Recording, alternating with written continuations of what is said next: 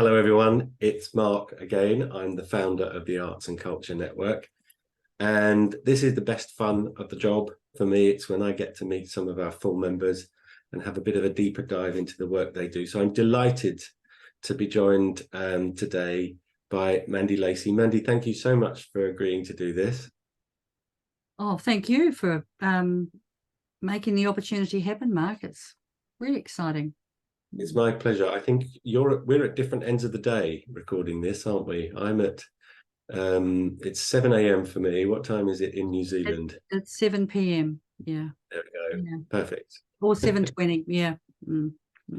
Yes. Yes, it's at 7:20. So this is lovely. So this is my chance to introduce you to our fellow members, for us to talk about the work that you do and that you'd like to do more of, and for whom.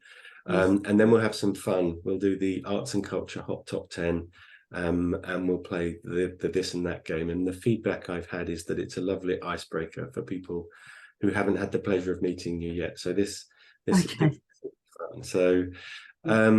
So a moment ago, we were talking about the kind of phrase that somebody might use at Google on a search that would find you, which is an interesting way of starting our conversation, because we were hovering around the concept of transformational coach, creativity coach, and that's fascinating for me. But you and I both know that when you introduce creativity to your life in some way, whether that's painting, writing, creative writing, or music, that the other areas of your life tend to improve. And that's the basis, I think, for the work that you do. So can you tell us a little bit about an example project, or the kind of person that you can help, what the barriers might be that they're facing, the challenges, so that I can understand a little bit more about how that works? Sure. Well, how I got into it more deeply, because when I look back, there's always been, I think of creativity as, a broad spectrum of things, from gardening to knitting, anything that lights your fire or gives you joy. The project where I fully embraced it was when I was doing a major academic PhD project, which I started late in life. So I haven't been an academic all my life. So it was an enormous learning curve, academic writing. And I've always had, a bit like what you can see in the background, my workspace, office, working here, and I've always had like what I call a creativity station. And throughout that 4 or 5 years, I kept painting, and I'd have 2 or 3 canvases on the go, mainly because I hate wasting paint. And some were quite intentional, and others were I'd be daydreaming. But what I started doing was just writing on the side of each painting where I was up to. So whether it was data analysis or the literature review or thematic, themes of the data analysis, etc. And I thought one day I'm going to put all that together in a book, and I'm going to call it Creative Oxygen, because what I actually physically experienced was standing up and, going to where I was painting, even though I could still see my computer, and I quite like hard copy. I'd have articles for Africa all around me, and I'd have 2 or 3 screens with stuff on them, and I'd be stuck. And I was really surprised back then. I had so much energy, I'd be writing at all hours of the day and night.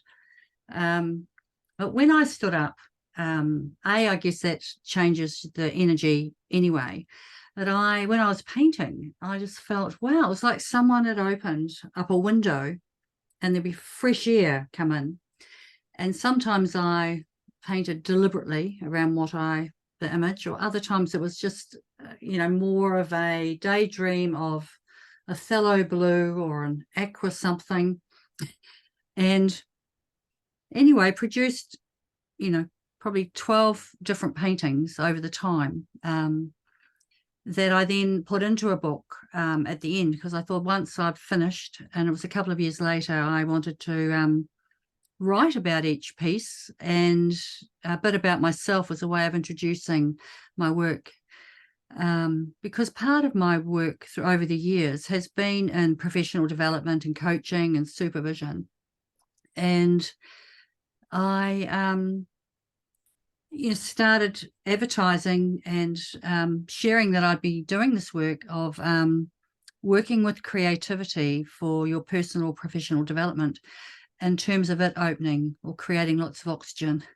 And I think, part of that is around, A, it gives you joy, and B, it allows you to be innovative, think creatively, problem solve. But my first point of call about it and what's in the back of the book, and the book is called Creative Oxygen for Your Writing Soul. And it was a journey where creativity provided the energy and the way forward, because I really attributed having this creative outlet to one of the main reasons for finishing, even though I am a finisher. But it really played a pivotal role. And the other thing that I was really cognizant of is that word creativity, of that people don't need to be creative, or it's not about being stuck because they've never been creative before. So I would start, and I've done a few blogs around just how to get started. And for me, what I would find, especially now in our social media times, it was, well, first of all, knowing that being creative is not, you don't have to have been creative, because being creative is an exploratory process, because we don't know what we can be creative or what we're good at until we give it a go. I'm learning the ukulele, and to start with, I thought after a few weeks that maybe I'm not good at that. But actually, I've been going to workshops about it, and I just so love it. And again, it's another oxygen thing. You come out of there so inspired and invigorated, and it's been a lot of fun, a lot of laughing. So for me, it is about being inspired by others as well. And part of that is, looking at what you follow or who you follow on social media. And, I recommend start following creative people or creative things or creative or inspiration, so that when you are, as we all do, scroll, you are getting inspired, or your brain is visually looking at something that is interesting and it might be different, and something actually does happen with the synapses in your brain of finding something peaceful or joyful or beautiful or lovely. I love that. I'd never thought of doing that before, and so you've already inspired me to do that, because I'm a bit of I'll sit there for a while scrolling, and if you're right, if you and you could do this on LinkedIn, Facebook, Instagram, you find some really inspiring creative people there are some people who I would follow, and I'll often stop at that point, because I know there's going to be something interesting that they're going to share. But that's a great idea, and I love it's just occurred to me that creativity is both utterly pointless and crucially important at the same time, because we had a talk recently with on our events with Manuela Marin. She's an arts psychologist, and she has done a study, and one of the questions she posed to us, and it's an interesting one. Music, for example, has become ubiquitous in every society around the world in some shape or form, but it has absolutely no direct human survival benefit. So how did that happen? And it's a fascinating thought. It's so important to so many of us, but actually, if we didn't have music, we wouldn't expire. And the same will be true in different art forms. And when some of those come together, when you've got filmmaking and music when comes together, then you take it up a notch in that creative sort of experience. It's really interesting. I mean, the movie Interstellar is is that I think one of the only movies I will watch for the music mainly, Right. and the way it works. Hans Zimmer's score for that, it's incredible. I've got a question for you though, because this sounds fantastic, and I imagine people who might want to learn more can have a quick 30-minute consultation with you Oh, to explore absolutely. that. Yeah. Yeah, but so how do you define? I've been wrestling with this recently because I do some branding and marketing consulting, but what's the difference for you between a mentor and a coach? How Yeah, does that? great question. And there's often debate about that, isn't there? Well, to me,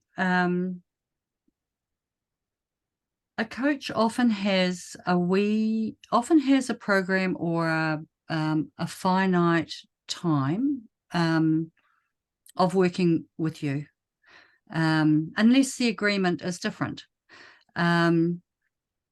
So in some ways, I don't think there's much difference. In other ways, I think coaching and mentors may totally disagree with this. But coaching, I think, comes with some structure, and is a partnership. Whereas, like, if I was thinking of having a mentor, I would find, like, say, marketing, it would be taking what I was thinking of doing and taking it to someone who was exceptionally successful at that, and asking them to review and critique and give me advice about that. And so then my question to myself is, or to you, would be, what's the difference between that and a marketing coach? Well, a marketing coach possibly would be showing you a methodology of how to do things. Yeah. Mm. Yeah. It's interesting because I'm in a completely different lane. I'm working in a similar way to you. Some of the members of our network and other colleagues that I've met um, feel the need for some support in just making difficult decisions about marketing, for example. So we have finite resources of time, energy, and money, and it's important that those be allocated appropriately based on what we're doing. My process is to help people focus first on what we know works, and then build from that. But there are other coaches and mentors in our network specializing in different areas. Mats, for example, is a dance career coach, and for me, the mentor is almost like a not quite spiritual guide, but a kind of somebody who you would be able to refer to, seek advice from based on your own journey.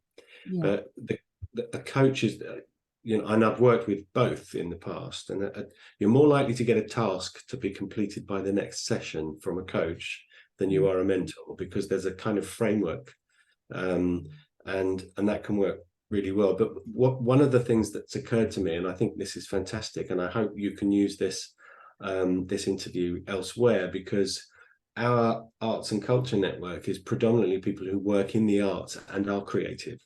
Okay. Yeah.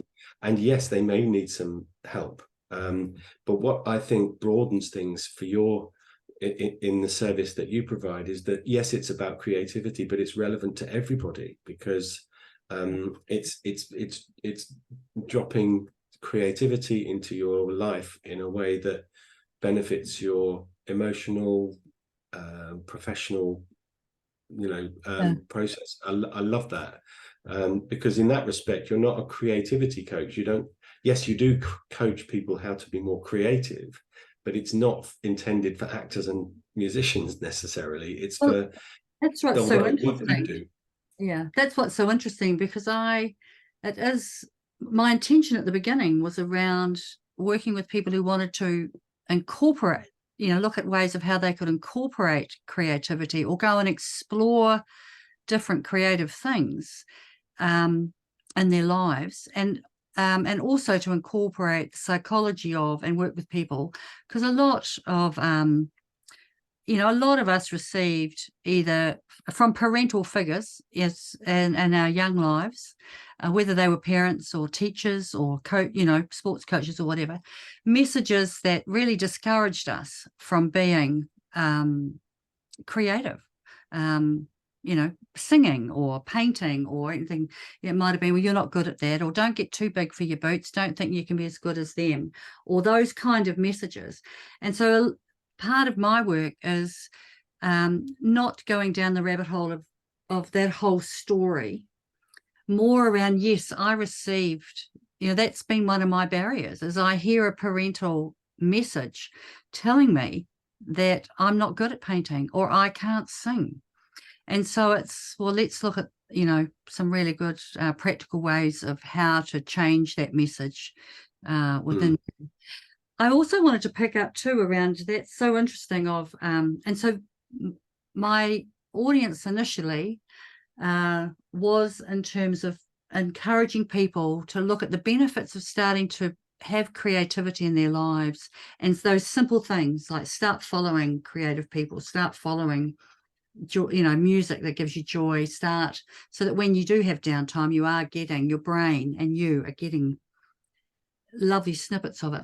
But what's been interesting is having clients that are artists or established creatives already. And what's been interesting in terms of picking up from the coaching mentoring discussion is what they've wanted is to work alongside someone to be accountable for some of the things that they wanted to achieve.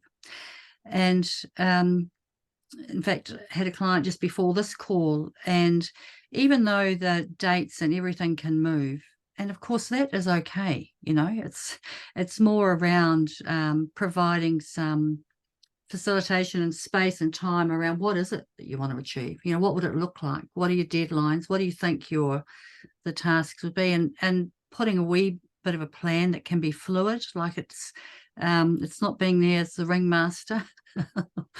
It's creating a space for, do you want to talk about what it is that has happened in the last little while, and aim not to set all those tasks, because that can be really stressful and dim creativity.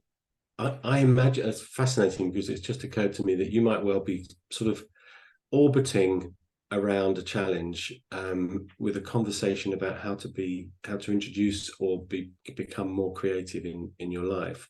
And I imagine you might have there may be times when you inadvertently uncover sort of life events that have happened to that client in the past that they haven't really addressed or hadn't really had the opportunity to talk about openly with somebody who knows what they're doing. So that's really interesting thought as well. And then how can bringing the joy of being creative into your life help you overcome that or address that or improve the situation? I imagine that happens occasionally. Oh, and it does. And it's, there's so many creative things, activities available online. And, my suggestion to people is have a go, like have a practice, because if you haven't, if you've had this barrier or been stuck about being creative because that's what you were told, you're not going to know unless you have a go. So if you think of kids now in terms of the amount of art and creativity they do at school, they don't know what they're particularly special at or good at, or there's a lovely saying that somebody told me this recently, and it was almost heartbreaking. They said to me, the best violinist in the world never had the opportunity to hold a violin. Kind of missed opportunity, those ships in the night passed through, and had if Yehudi Menuhin, for example, had not been given the opportunity to try the violin, we wouldn't have that. If Paul McCartney had thought, do you know what, I'm not going to do that, or if he hadn't had the opportunity to sit in a house in Liverpool, wouldn't have met John Lennon, and all of the things that we would have missed if that opportunity hadn't arisen. But yes, going back to your point about the parental input, you're not going to be any good at that, or you can't hold a tune, or whatever, you've never been able to draw in your life, all of that stuff. Yeah. Those parental sort of, that's coming from a career or performance or audience kind of perspective. This is not for that, right? This is for your own Well, that's right. And it's about benefit. absolutely. And it's about having a go at things. So looking at, as we mentioned about the social media, start exposing yourself to lots of different mediums and lots of things that you might be interested in. And the other is then have a look at what, might be available online, like join a acrylic painting class. I mean, I've done online abstract art classes over the last year or two, and or couple of years, and I thought this is going to be interesting how this works. But actually, it's fabulous. You don't have to pack anything into a car. You can stay in your own space, and the way it was facilitated was fantastic. So there's that. Yeah. The thing is, like, look at what's going on locally. Whether it might be learning the ukulele, it might be. I mean, sport to me is creative. If you haven't had a go at sport, gardening, things that spike your interest. And one of the big things I like to encourage people to do is let go of the outcome. That's exactly the point I was thinking. You're not preparing for a performance here of some description. You're not going to be entered into a competition necessarily.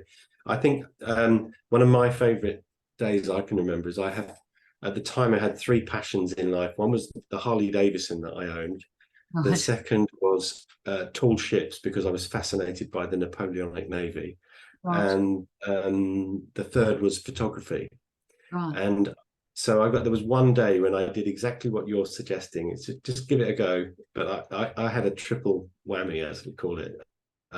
So I got on my Harley Davidson, put my photography equipment on my back, and I rode down to Portsmouth, where the tall ships were coming in, and took photos of those. And then I found on the way back up, somebody was doing a Napoleonic reenactment. So it was the most amazing. All of the things that I was passionate about from a creative, all on one day. So this is great, Mandy. So I'm sure some of the people who watch this will, aren't we funny? We said, let's keep it punchy, and look at us. Wherever this appears, there will be contact details for you.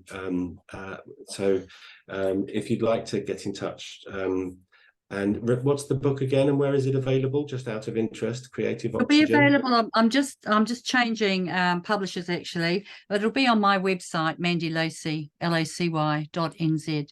Creative Oxygen for your writing soul, and in the back of that, and actually there'll be resources there around the 7 ways to ignite your creativity, which we've talked about.